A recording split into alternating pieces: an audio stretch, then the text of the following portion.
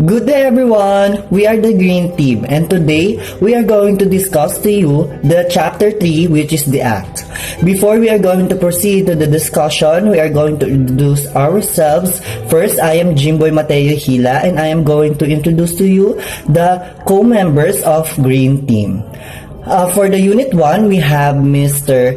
Christian J. Guerra and Miss Mary Joyce De Jesus. For the Unit 2, we have Miss Louie Hidalgo and Andre Laksamana and Miss Cherry Lynn Flores. For the Unit 3, we have Mr. John Jairo De Leon and Aldrin Villanueva. To discuss the Unit 1, we have Mr. Christian J. Guerra and Miss Mary Joyce De Jesus. Hi, my name is Mary Joyce S. De Jesus. I will discuss to you the introduction of Unit 1. What is feelings? Feelings is a verbal noun closely related to emotional state or reaction. The power of perceiving by touch, I believe especially a baggy or irritation one. All positive emotion comes from love, all negative emotion from fear. From love flows happiness, contentment, peace, and joy. From fear comes anger, hate, anxiety, and guilt. Those to be expressed and those to be controlled. There are simple ways to make you happy. For example, spend time with your loved ones, appreciate yourself, smile. Example of irritation. A faculty member tends to schedule even without informing the school head. As a school head, this irritates you because you have to rearrange the school calendar of activity to meet her schedule. When you plan even without consulting with me, I feel irritated because it gives more works for me. This is the example of irritation. I hope you understand what I tackled about feelings, and the next reporter followed by Christian J. Guerra. Moral decision-making is an essential asset for humans' integration in social context. Emotional processes contribute to moral judgment by assigning affective value to the moral decision-making. Scenarios thus guiding the distinction between acceptable and unacceptable behaviors. Moral decision-making is having the ability to decide which is the right course of action once we have spotted the ethical issue. Sometimes this can be very difficult as multiple options may seem morally defensible or perhaps no options seem morally accepted. So how does feeling and emotion affect moral and decision making? First is emotional impact on judgment and decision making. It is useful sometimes when surveying the field to identify distinct types of emotion. For example, a person who feels anxious about the potential outcome of a risky choice rather than a potential more lucrative option. Second is emotion and decision making can also be biased. Despite arising from the judgment or decision at hand, emotion can also bias decision making. Example is the court of law. Third one is emotion influence your decision making. Emotional decision making can affect not just the outcome of the decision but the speed at which you make it. First is anger. Anger can lead impatience and rush decision making. If you're excited, you might make quick decision without considering the implication as you surf the wave of confidence and optimism about the future.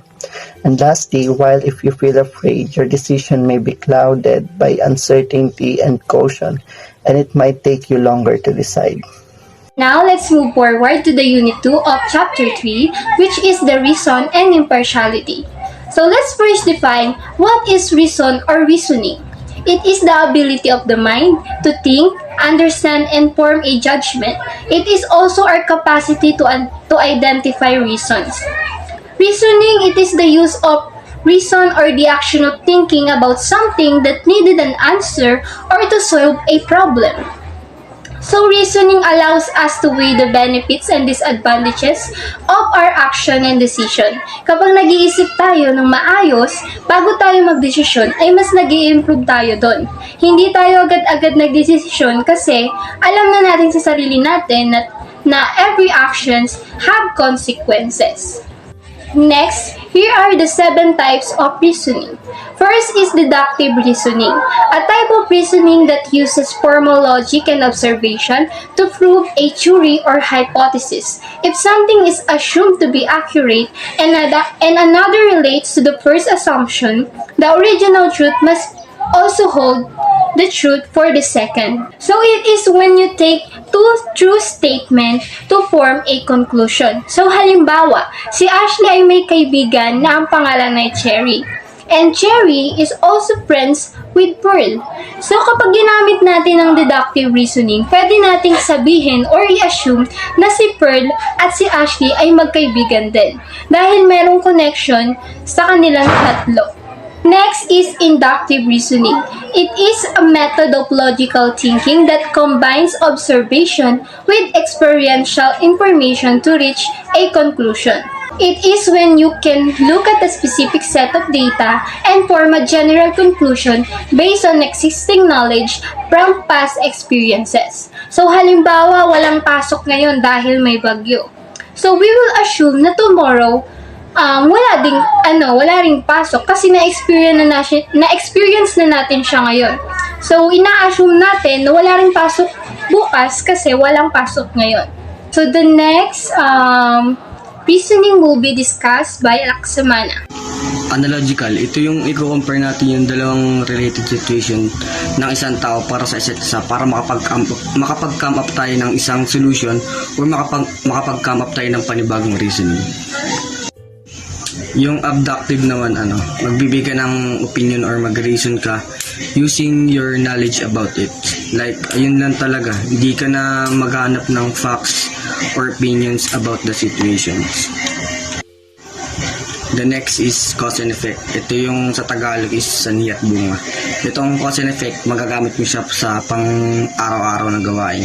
Kasi pwede ka mag-isip ng scenario, tapos gamitin mo yung cause and effect reasoning para makatulong.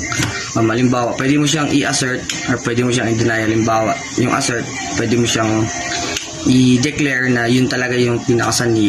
Tapos pwede mo siyang i-deny na yun talaga yung pinakasanhi. Critical thinking.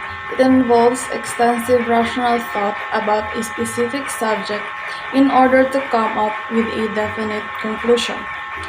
Basically, it says that it uses our mind. Like, for example, in relation to our course, which is physical education, like, for example, the athletes.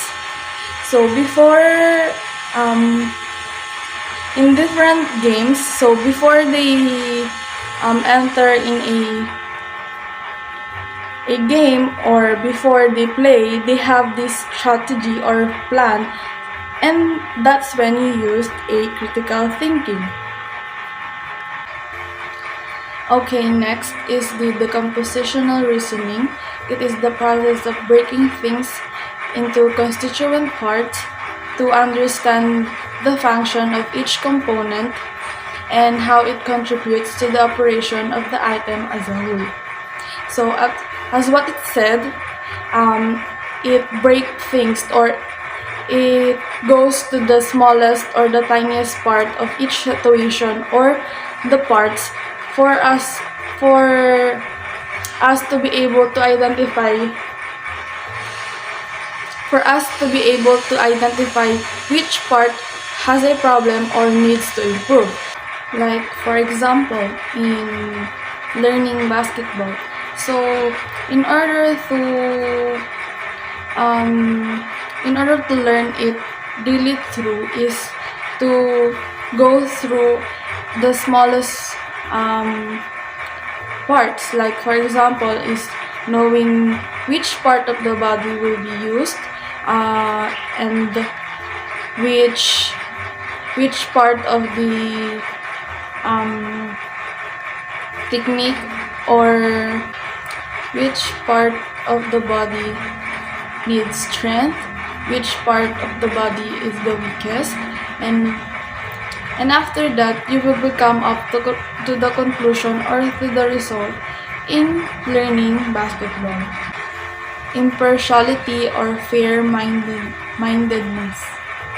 It is a principle of justice in which it holds the decision and should be based on a objective criteria. Impartiality is usually seen in the court in which the judge who will make the decision should base her or his decision on a objective side or not being biased. It can also be seen in a court in which can be seen in the referee. Just like what I said, the decision will not be biased and will always be on the objective side. Now let's move on to the unit 3, which is the moral courage. Moral courage is the ability to deal with the dilemmas inherent between these four virtues, along with an ability to endure distress and ability to overcome fear and stand up for one's values. So yung moral courage, ito yung ability natin na deal yung mga problems natin or yung mga distress na na-experience natin. Ito rin yung pag-overcome ng takot na meron tayo sa mga bagay-bagay or sa mga bagay na hindi tayo komportable. At nag-stand up for one's values, ibig sabihin nagiging confident or nagbibigay tayo ng self-esteem at nagsasalita tayo para sa ating own good. The other three fundamental virtues are justice, temperance, and wisdom. Let's first focus to justice. It is the principle that people receive that which they deserve. Ito yung mga hinihingi ng mga taong gustong makamit yung isang bagay. Halimbawa nito, yung mga namatay na tao na hindi mabigyan ng justice. So, yung mga tao, gumagawa sila ng paraan para yung government or yung mga namamahala ay gumawa ng aksyon para mabigay ito sa mga taong gusto nilang makamit ito, parang for peace. Next is the temperance. It is the modern use to define as self-control. So, ito yung pagkocontrol natin sa sarili natin. Nagkakaroon tayo ng practice para i-control yung sarili natin sa mga bagay-bagay. Halimbawa nito, sa foods, nagko-control tayo sa food intake para maiwasan yung pag-gain ng weight or for diet, or ito yung advice ng doctor, etc. Next is the wisdom, the quality of having experience, knowledge, and good judgment. So, ito yung pagiging wise natin, no? Yung pagiging matalino natin, magaling tayong magdesisyon, or nag-iisip muna tayo bago tayo magdesisyon or gumawa ng isang bagay. Kasi alam natin na ito yung tama, ito yung dapat na ibigay natin sa iba or ipakita natin sa iba. So, that's all. Thank you for listening.